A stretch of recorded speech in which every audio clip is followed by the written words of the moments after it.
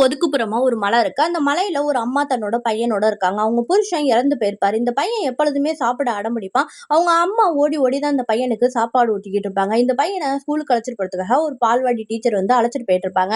இன்னைக்கு அவங்க அம்மா அந்த பையனுக்கு சாப்பாடு ஊட்டிக்கிட்டு இருக்காங்க. அந்த பையன் சாப்பிட மாட்டான்னு ஓடி போயிடுறாங்கிறது. இப்பதான் அந்த டீச்சர் இந்த பையனை அழைக்க வரும்போது பாக்குறாங்க. இந்த பையன் வீட்டுக்கு முன்னாடி ஒரு பெரிய கூட்டம் இருக்கு. என்னன்னு வந்து பார்த்தா, இந்த பையனோட அம்மா இறந்து போயிருக்காங்க.